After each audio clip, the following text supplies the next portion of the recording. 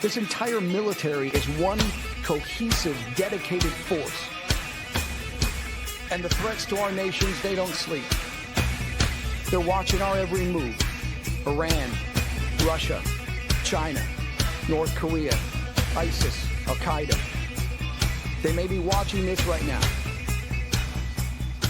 Our military should not be mistaken for a cable news gabfest show. We don't care what you look like. We don't care who you voted for, who you worship, what you worship, who you love. It doesn't matter if your dad left you millions when he died or if you knew who your father was.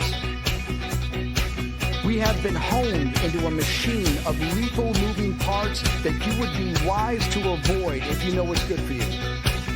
We will not be intimidated. We will not back down. It's war. We don't want war. But if you want war with the United States of America, there's one thing I can promise you, so help me God. Someone else will raise your sons and daughters.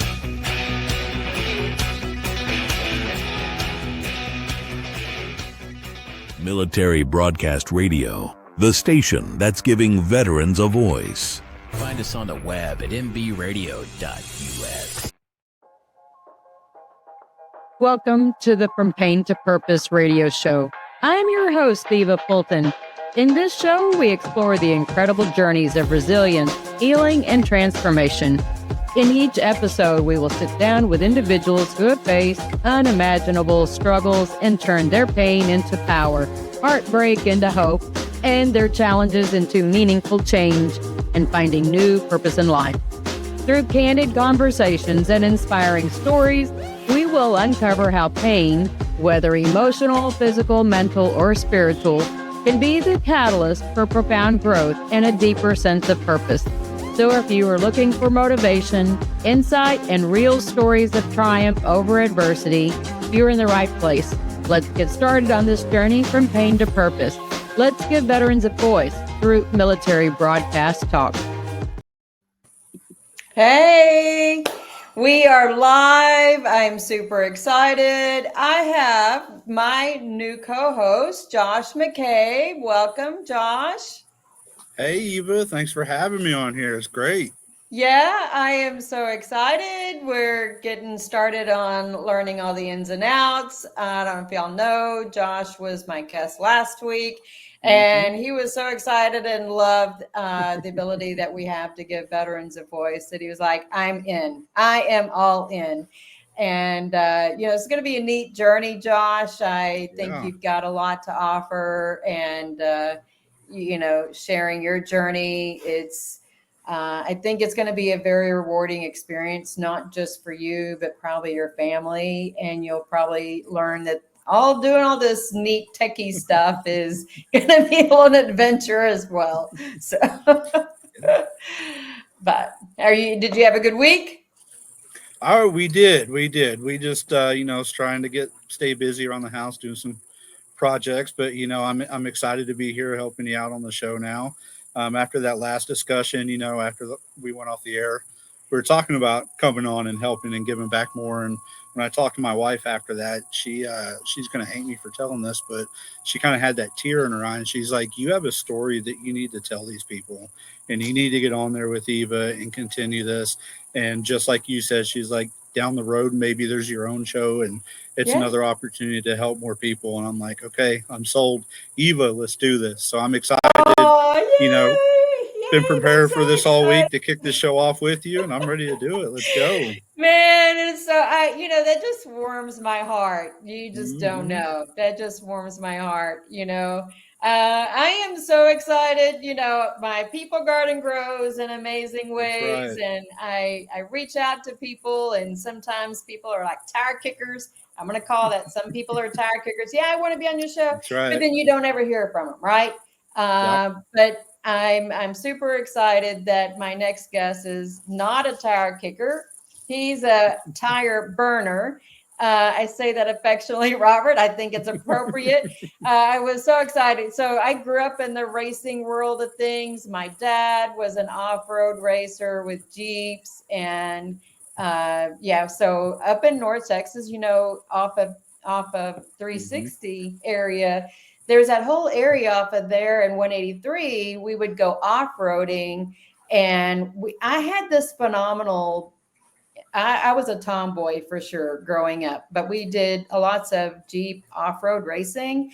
Dad had a 43 Willis that he put the full roll cage in. My first vehicle was a CJ5 with the full roll cage. I had no top. It was the 77 Levi's edition. Loved that Jeep.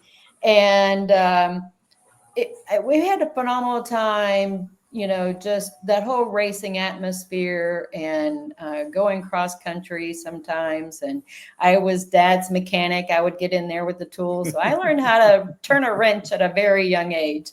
So when I saw Rally4Vets, I stalked y'all's page for a while.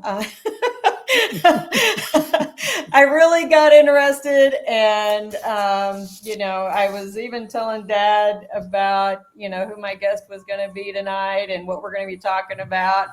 And he goes, "Yeah, those were the days, weren't they? Those were the days." And I said, "Yeah, but I never got to be behind the wheel." I mean, I had a nickname growing up. They called me Eva Andretti. That's the truth. But so Robert Warren Hess is our guest today, and he's an Army combat veteran, cancer survivor, entrepreneur, passionate advocate for veterans living with PTSD. He's the founder of Rally4Vets. It's a national nonprofit motorsports program under the Disabled Veteran Empowerment Network, or DVEN. And it's designed to build camaraderie, raise awareness, help reduce veteran suicide through action, connection, and speed. Gosh, he's done a lot. He went to VMI, graduated in 67, Armor Officer Basic, Airborne Ranger School, deployed to Vietnam with the 173rd Airborne Brigade at LZ English, and just a phenomenal resume, bio.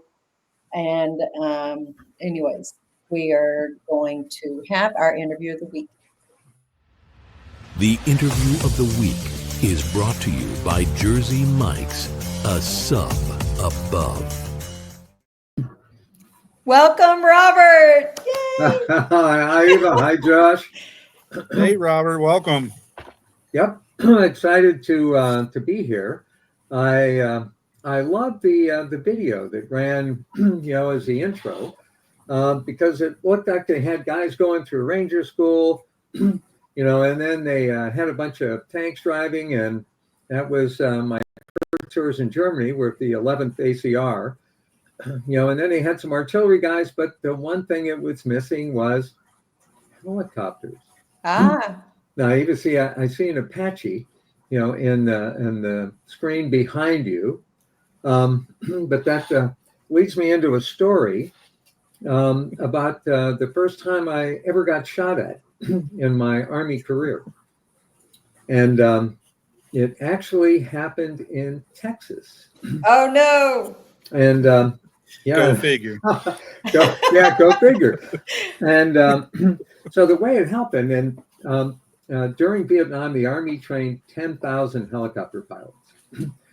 And during that conflict, the Army had more pilots in the Air Force and more ships than the Navy, because of all the riverine stuff. But when we basic training, was down in Fort Walters in Texas, and we had these little TH-55 helicopters. So they had two different versions, and I went through with the TH-55. The other guys learned on the OH-13.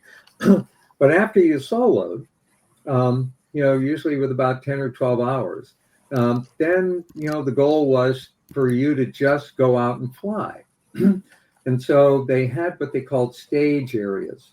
So you take off and you fly out in the countryside, and they have little orange colored, rocks and stuff. And your goal was to go out, find one, and then just do the, follow the procedures, land at this thing. Then you had to get out, and walk and physically mark out your takeoff, track. And so you would do this and you would do that once again, twice, three times, you know, and then you got kind of bored. So, but what does Texas have a lot of? Besides space, Besides four space, legs, yeah, I'm thinking, well, we have trees, we have steer, four legs, four lots legs, of cattle. cattle. Yeah, I Cattle. said steer. Okay, and so what better thing to do, you know, when you're out in your helicopter is go down and chase cattle, right? Okay, and so well, ranchers not particularly keen on that.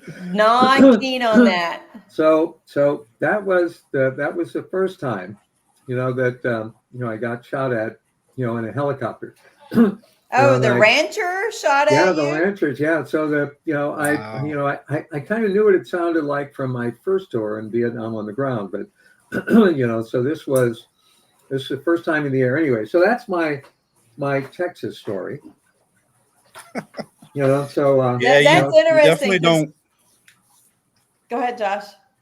Yeah, I was gonna say, yeah, that's not surprising because I think Texas is one of the only places that you can still get in trouble for cattle rustling, right? So they'll still string you up for that. So, wow, what a story!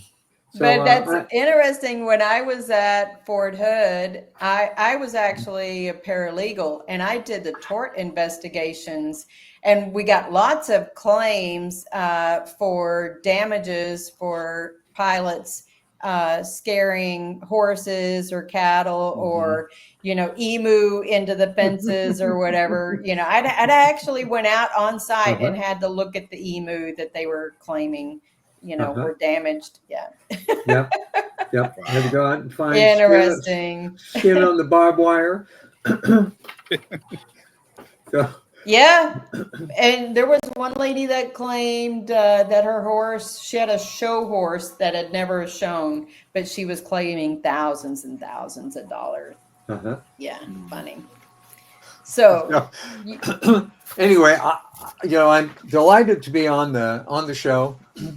You know, I've listened to your past one, and so I'm delighted to be one of your earlier guests. You know, and hopefully the bar hasn't been set too high. You know, I'll get through and I'll share something that's going to be of interest to you know, somebody in the audience. I hope so. You know, I try to share that, you know, everybody's got a pain to purpose story. I think they really just don't know sometimes that they have a pain to purpose story. But if we're going to give veterans a voice and, you know, put any kind of dent on the 22 a day, then we have to share our stories, whatever that is. And the 4 pillars of pain that I have come up with really kind of focus on what it feels like sitting in a chair. The first pain that we, you know, typically experience is going to be physical pain, which affects our mental and emotional and our spiritual pain. And when we start having an issue with any of those legs of the chair, we start losing stability, and we've got to try to get that straightened up so that we're on firm ground and not, you know, falling out of the chair per se. But I saw on your, not just really your bio, but a lot of your other topics that would be of interest for somebody. What is one of those things that you want to talk about on your pain to purpose journey that that somebody's going to be able to draw something from? You know, a great question. And, you know, there's a couple of things. And, you know, I've had 2 interesting experiences. Well, I've had a bunch, but, you know, the first one, you know, surprise came back in 2003. You know, when I was diagnosed with prostate cancer. And so, you know, this speaks to, you know, the guys from back in the Vietnam era, the Agent Orange program, because, you know, I'm an Agent Orange prostate cancer guy. And one of the things that, you know, I learned from that experience, you know, is that prostate cancer is one of those kind of invisible diseases. You know, it really doesn't have any noticeable symptoms until it's at an advanced stage. Yeah. And so, and of course, being guys, most of us don't even know what the prostate is, where it's located or what it does. Other than from what I hear, the doctor checks in a certain place in a certain way, and that's all. That's true. And another funny story, the first one of those exams I ever had was when I went to flight school. Okay. And, I went in my annual flight physical, and get a little raunchy here, but, so there's the flight surgeon, and it seemed like every flight surgeon I ever met, played football at Stanford. I mean, because they were all big, had big hands. Sorry, Josh. No, I'm right there. I know where you're headed with that, and make sure they take the rings off first. Yep, exactly right. He says bend over and they do the check, and that's right. To be honest, I had no idea, what they were checking, because I was like 26, and hey, it's part of the exam. You're in the military. They say do this, you do that, and so what that physical exam, and this will come back to the story I'm going to tell in a minute. So when they do that physical exam, because of the way this prostate, where it's located, the physical exam, they can only feel 2/3 of it. And so what they're actually doing is feeling for anything, that's unusual, because the tissue is supposed to be soft. Right. But if they feel anything that's hard, then that's an indication that, there's a tumor there. So the physical exam, only the bottom 2/3. When I was diagnosed, my PSA was, and that stands for prostate specific antigen, and that's, kind of the current simplest blood test as an indicator of prostate cancer. My number was normal for my age, and that physical exam was negative.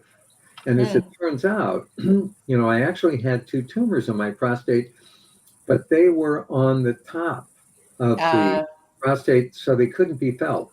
Right. And the only reason I call myself the accidental survivor, because the way I was diagnosed, I went through this period in the summer of 2 weeks when it was just, I was just night sweats. I'd wake up and just perspiring, the bed sheets were soaked. So I finally went to the doctor. I'm thinking, well, malaria again, or something like that. And then I went through a series of 2 doctors, and I got to one physician who gave me a second test. And this is more than guys probably want to know. But you have this basic prostate PSA test. And then there's the second one. It's called a free PSA test. Okay. And there's a ratio between the two. Okay. And if it's outside that ratio, that means there's, something's going on. Prostate cancer exists. So this particular doctor gave me that test. There was that gap in between those 2 numbers. And we did a bunch of biopsies, and that's how he found, my 2 tumors.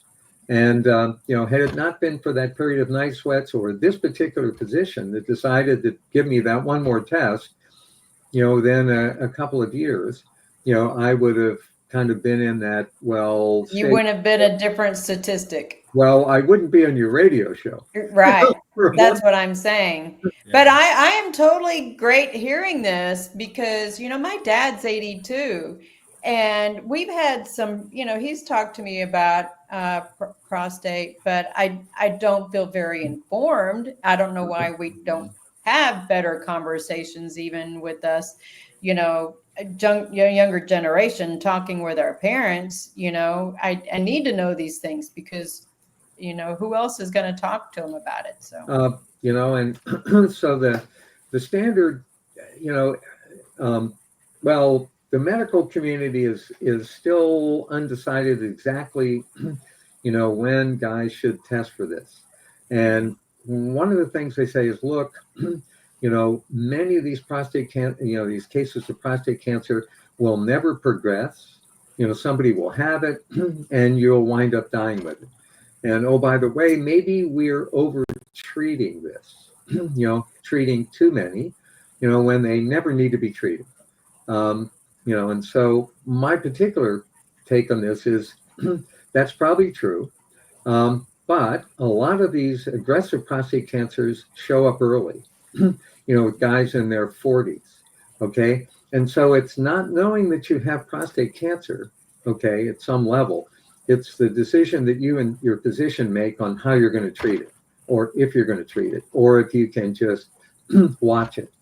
But ignoring it's not an option, though, right? I don't think so. I don't think so. I think that it's like, go get the test, and if you're clear, you're clear. And oh, by the way, start at 40, and you can.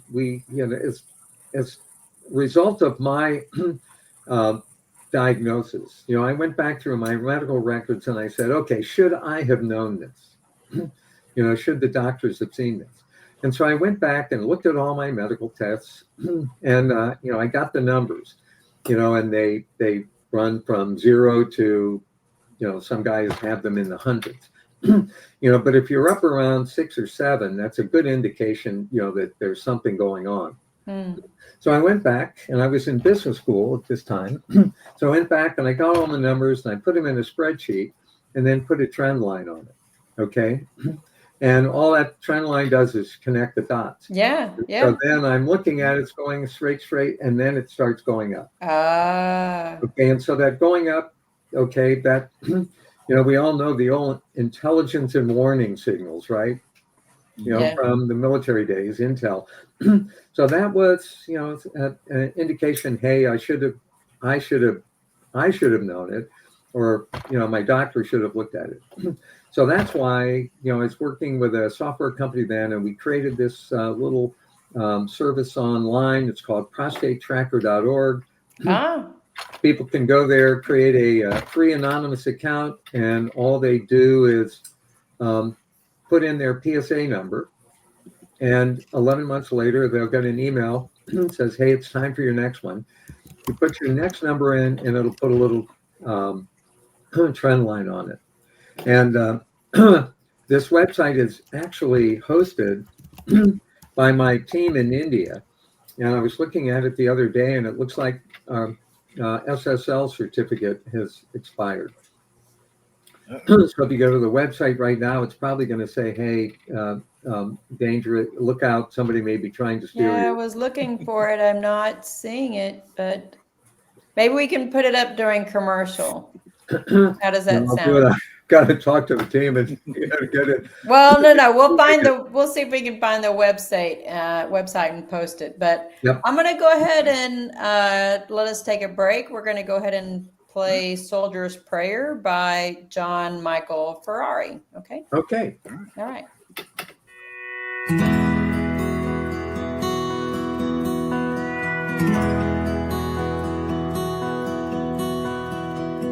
60 years went rolling by. It was here we said goodbye. The war was brewing, it was extreme. We were only teens.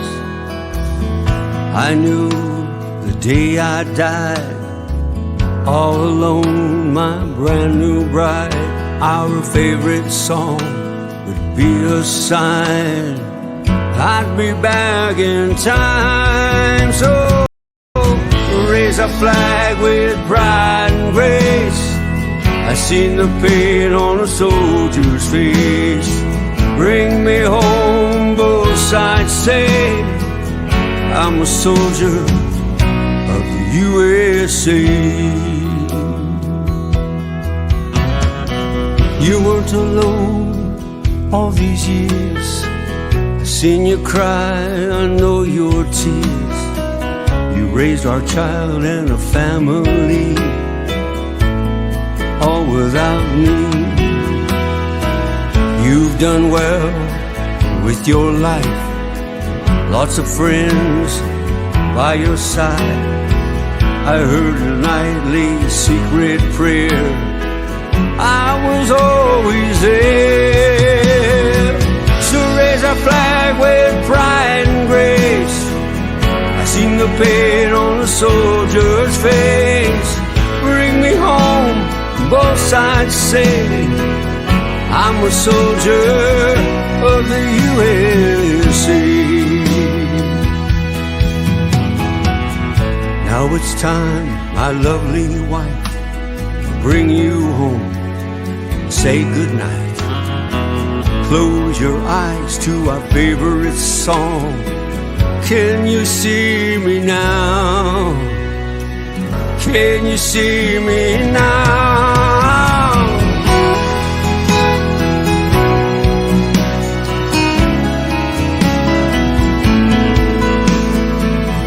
One day we'll come back in time for those we leave behind. But for now, we'll watch them grow. Welcome home.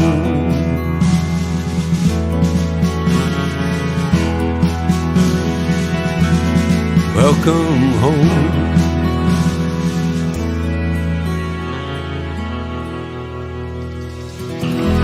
Welcome home.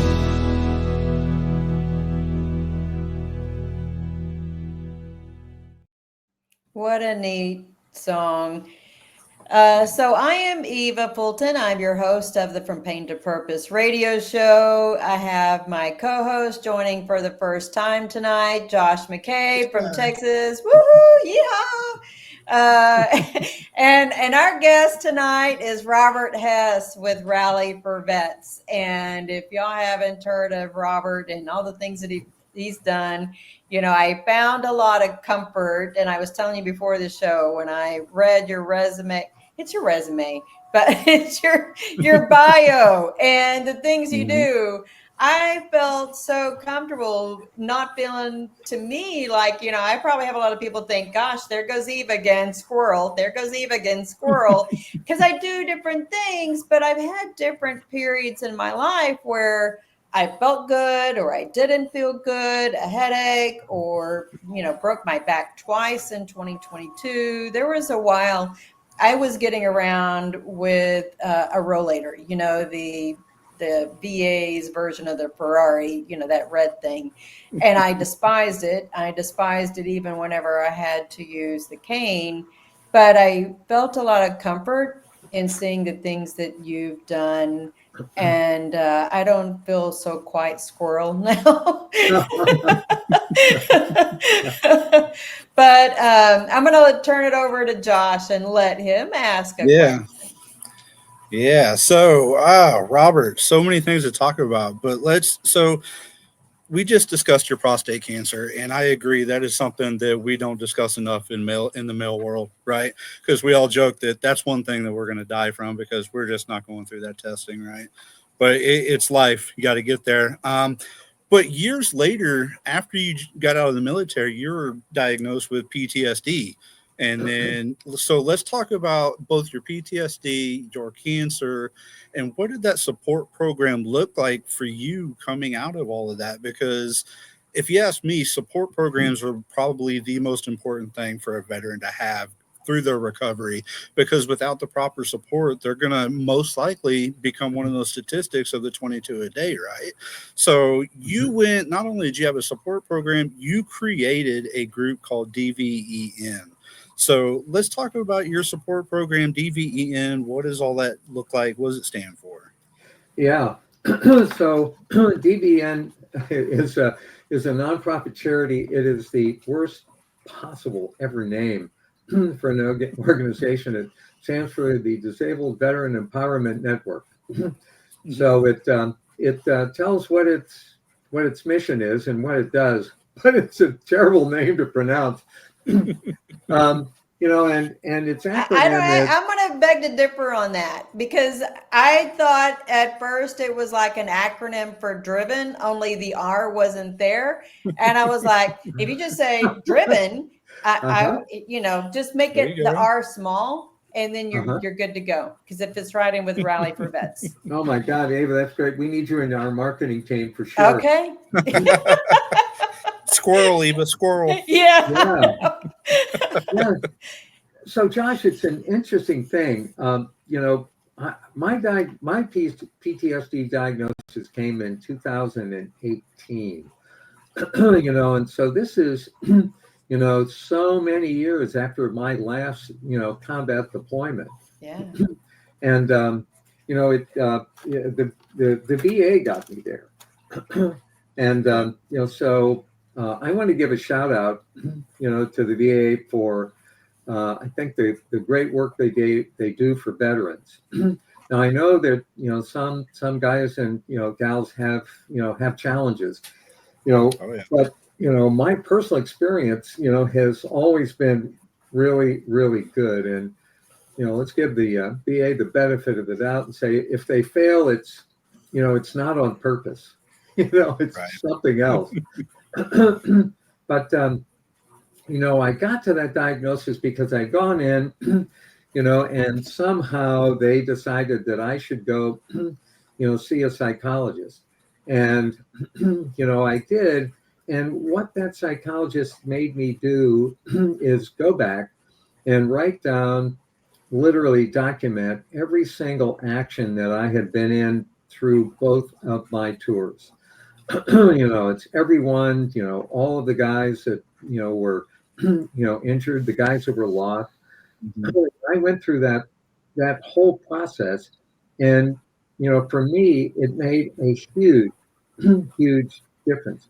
Even after all those years, after I did that, it literally was like this weight lifted, from my shoulders.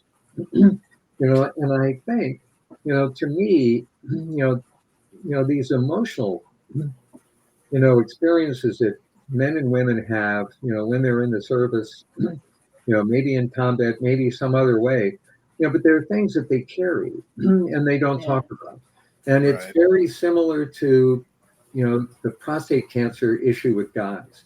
So it's something that, they internalize. And just as I found that the best way to talk to a guy about prostate cancer was one-on-one, I found the best way to connect with, guys and, women, about emotional experiences is also one-on-one. And so that's how we got into the Rally4Vets motorsports program. Now, there's a couple of reasons for that. Number one, because it's fun. Ava, as you know, I got, my first experience, with motorsports was 1968 in Germany on the Autobahn with my first Porsche. And, that was the first time, in my life you could ever get on a road and drive with no speed limit. And so that was fantastic. So I've loved that ever since. And so what I decided to do is find a way, to use motorsports to, bring veterans together and connect veterans and companies that are interested in supporting veterans. So we created, the world's only military inter-service motorsports competition. And you can think of it as the annual Army-Navy game, football game, but played out on a racetrack, with all the services able to play. So and the format, it's really kind of safe. You actually, on the screen right there, see one of the cars that's in competition. So our event isn't wheel to wheel. So we don't put 100 guys out on the, the road, or 20 of them like they do in F1. It's what we call a time trial. So guys are driving the course, and gals, we need more women. Shout out, Ava, if you're up there, we will get you in our car this year. I'm in. You will drive. Eva, can you do the live show from the car while you're going around the track? Is that possible? I don't know. I wonder if we could probably figure out some way. I have a GoPro, so There you go. Well, you might have to be recording, through your iPhone. Yep, I got that. But if you can bring it from your iPhone, we can certainly live stream. I think this StreamYard will take that feed. But anyway, so the format is basically 10 to 12 drivers on each service team, and they make in a day 16 runs, for their team, and we score them. Okay, we score them by whether they're a novice driver or an experienced driver, and then by class of cars. So if you're driving a Mini Cooper, you're not in the same class as somebody that's driving a 911 GT3. So we make that all even, and at the end of the day, we score 5 deep. We total up the points, and whatever service comes up with the most points is the top dog for that year. Awesome. So far, the Army has won twice. The Air Force has won once, and Marine Corps has won once. So this October is year 5, and so people, you don't have to have a race car. You can bring your daily driver. My truck. I'm going to bring my truck. No, sadly, no. Sadly, no pickup trucks, but we will stuff you in our right now our Mazda Miata unless Toyota decides to come on and become a sponsor. And so this is all about, and we take the funds we raise and we apply that to a service dog program. Awesome. So that's what we're doing there, and of course it's all about just getting the services together, camaraderie. Talk a little smack and, whatever. So this year, we're doing something different. It's a 2-day event, and day 1 is going to be just practice.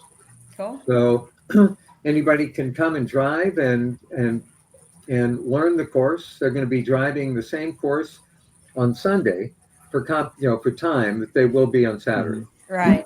So it's a practice. We're going to have classes there for people that haven't driven the track before, and I don't know if I told you, but we have developed a relationship with Amazon MGM Studios, and there is a chance that Jack Carr, the author of The Terminal List, will be with us there in October.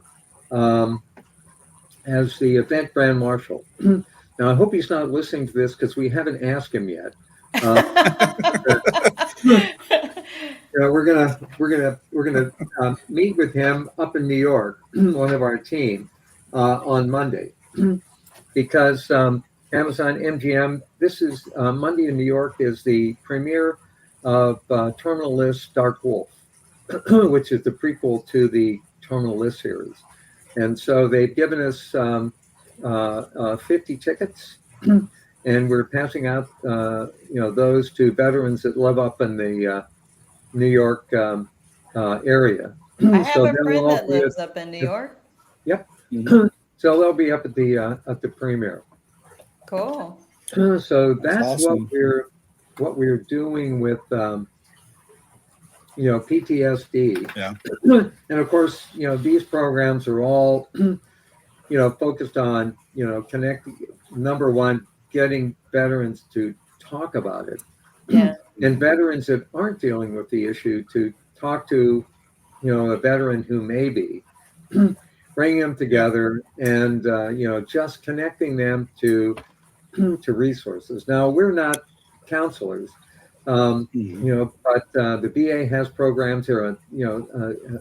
As we all know, there's a number of other veteran organizations that are in this business. Right. Yeah.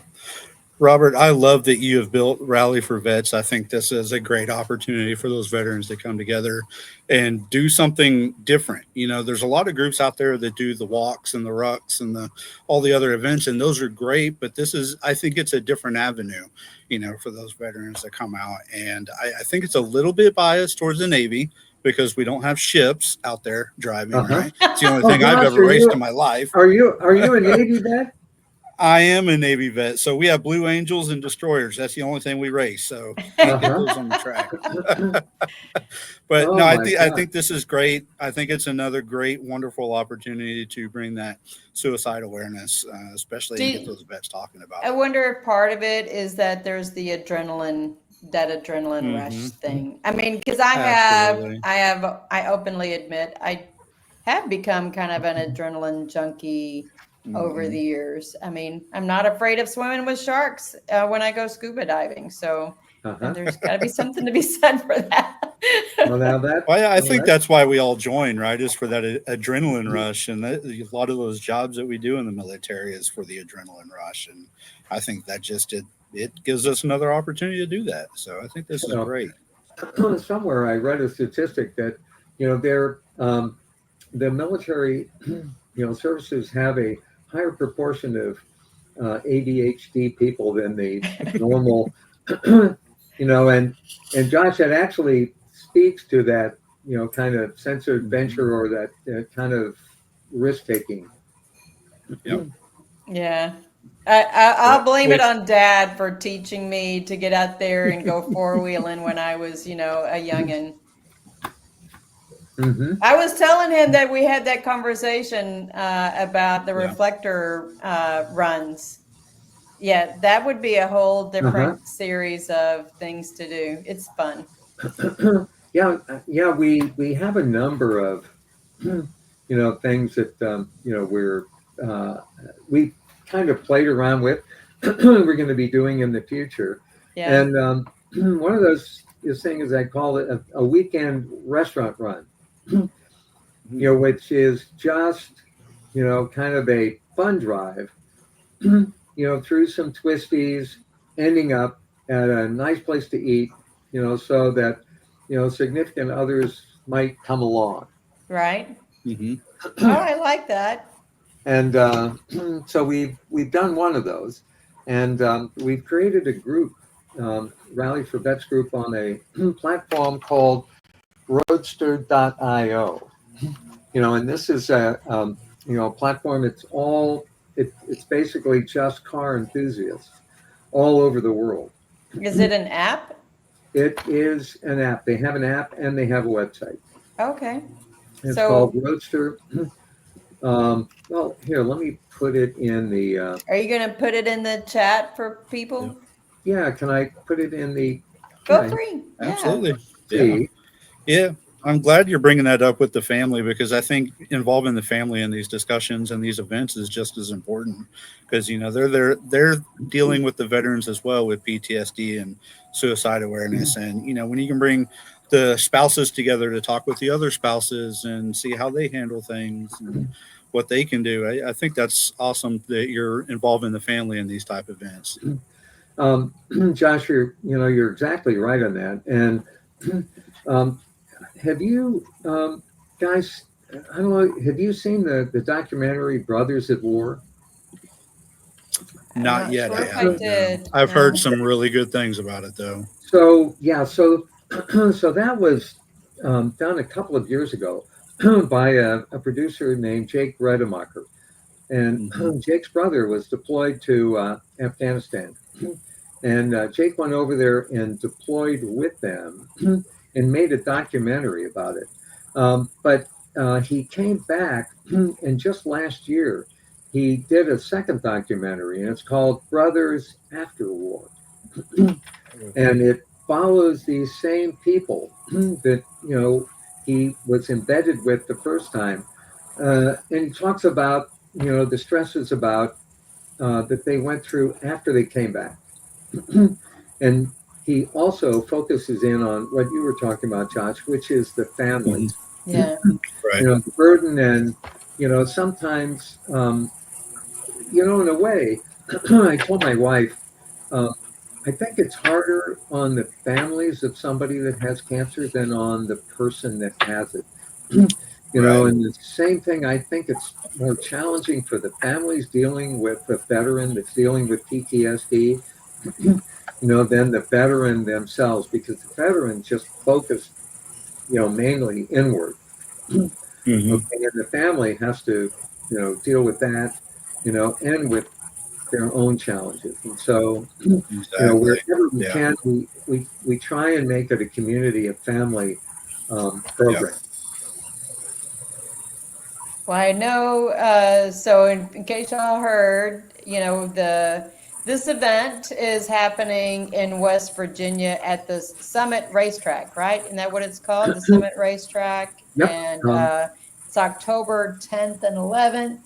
And I am planning on doing a live that weekend. I am certainly excited about going. I think it'll be fun to go live from out there. Hopefully, Josh can convince his wife for your anniversary weekend.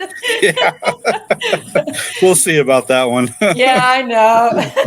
I already asked That's- Jose, and he's running a marathon that weekend. Mm. So go oh figure my in DC. I gosh. think it's the Marine Marathon, but but I'm going to drag Dad. Dad was like, Oh, "Sure, I'll good. go."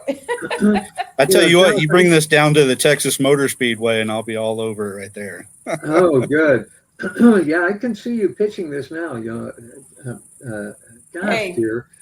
For our anniversary, why don't we drive from Fort Worth up to Washington, D.C., Hmm. and, have some snacks at Summit Point Motorsports Park. sounds good. Sounds good. Yeah, let's involve the family, right?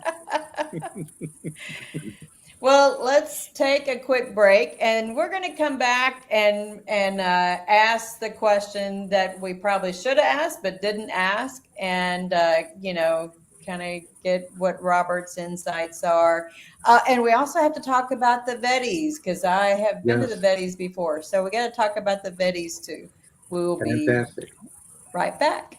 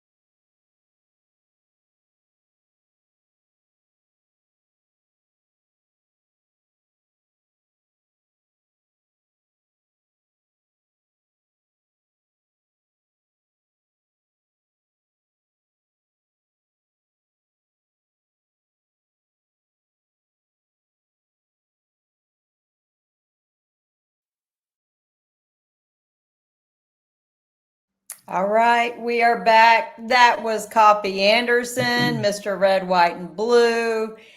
You know, I love listening to these different songs. I actually wrote a song, so I can't wait to be able to find an artist that can sing it and a band to play it. I did some AI stuff on it, and I've tested some people listening to it. I may send you the link that I created. I did a little video.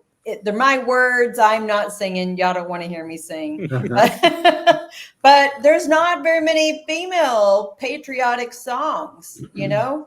So I wrote a song that is for Desert Storm and talking about that. Yeah. So, anywho, I have Josh with me co-hosting, and welcome to the stage with me, Josh. And Robert Hess is with Rally4Vets. We have been learning about his journey with prostate cancer and PTS, a late diagnosis. And I meant to say to you earlier, Robert, welcome home, because I know that, you know, as a Vietnam veteran, you were not always welcomed home. And thank you for agreeing to interview with me. I think that your journey has been very interesting, and I love seeing the things that you have been doing. So, you know, thank you for being here.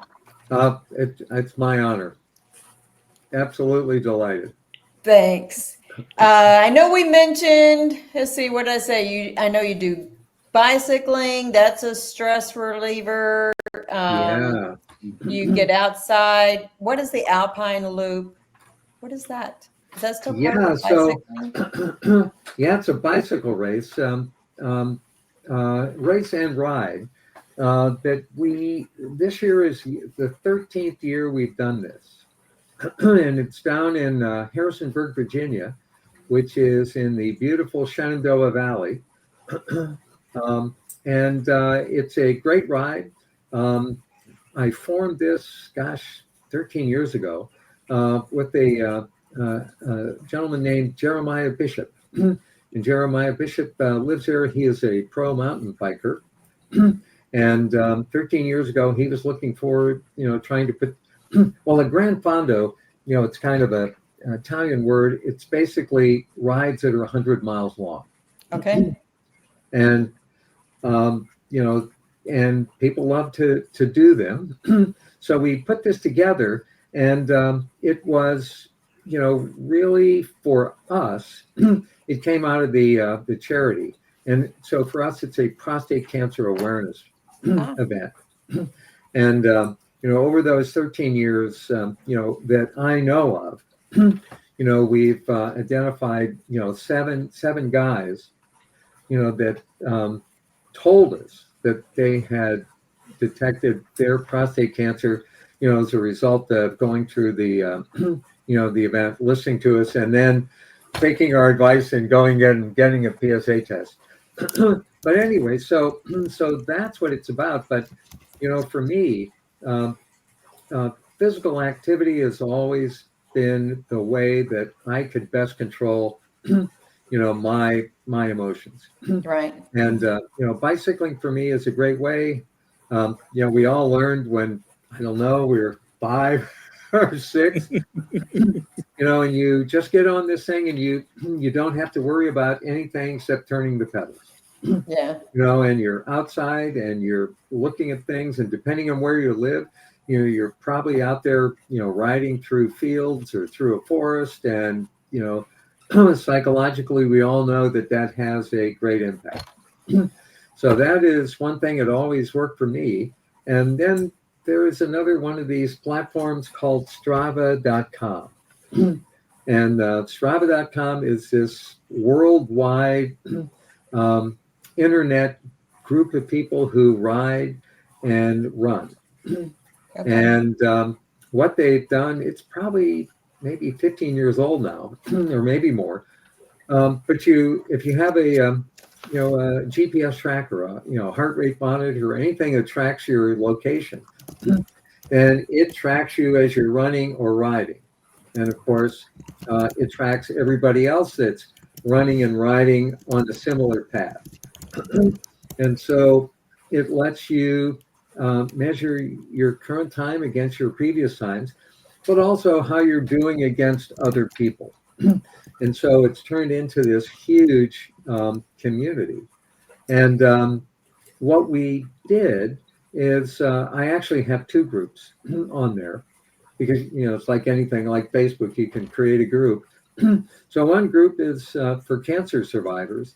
And there's also a Rally4Vets bicycling group, and we've got, people in that from all across the US, and we're working on growing it.